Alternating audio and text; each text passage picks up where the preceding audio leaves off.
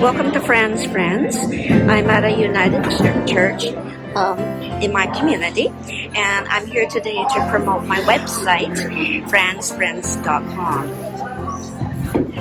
So I've got my bears, I've got my all of my books of my projects. So I'm going to really work hard today with my making my crafting fair available to the public. So I'm hoping that this will work out really well today. One of the objectives I had for the month of November was to attend a local Christmas craft fair in the promotion of the website. I wasn't interested in selling my projects, but I wanted to really get people involved in looking at the website itself. I did a video, and this is sort of a compilation of it, actually what happened and how I made out. And I do feel that the day was very successful. When I started, I realized very, very quickly I had to let the audience know that my projects weren't for sale and that I was promoting the website, which now has over 91 videos. I used the AI pictures of myself that my son, and that went over really, really well, especially the November one where it shows the crafter as I am for November and December. I also posted my actual crafting motto, which is on the website, stating that you should incorporate your own personality and passions into your creative projects and make your own signature. Research. The second one, before you start anything, is do your homework by planning the details, the fabrics, the colors, the patterns, the resources. Taking your time, number 3, with a stitch in time saves 9. And it's not an assembly line. These are gifted patterns and projects that you can cherish forever. Laughing at yourself was really taken quite well by most people because you laugh at your mistakes, and you always learn by your mistakes. 5 was to love what you do and enjoy the process, and 6 to have fun. And that was the major focus of what I was doing at the craft fair. And I gave out probably well over 200 of the business cards. And here's what the business cards looked like. So you'll see them there. That's the front of the business card, and that's the back of the business card.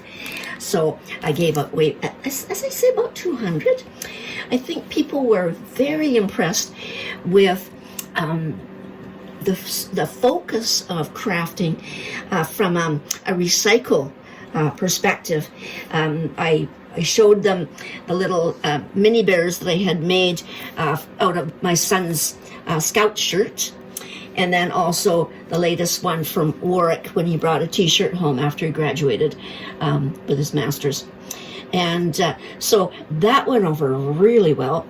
I showed them the Rock City School t-shirts, his grad t-shirts. I also took graduation owl. That went over very, very nicely. And what I did was I would say to people, what is on this table here is basically the tutorials of how to actually make this stuff. So lots of conversations I had, lots of people stood, and I showed them some of the videos themselves, the little shorts that come with the music, like Ellie, and it was a really wonderful experience. I did take, not the Advent calendar, but I did take pictures of some of the monthly ornaments that I made for the Advent calendar, and then the actual concept. And I think one of the things that people enjoyed also is the fact that these projects mean something. They're not just a doll or a horse, or there's sentiment to them. And I did come into a couple of things. I did some, when talking to people, about creativity, and a couple of things came up. One was a woman from hospice talked to me about how I incorporate loss into, for instance, a memory bear or something that belonged to somebody made into some type of a project.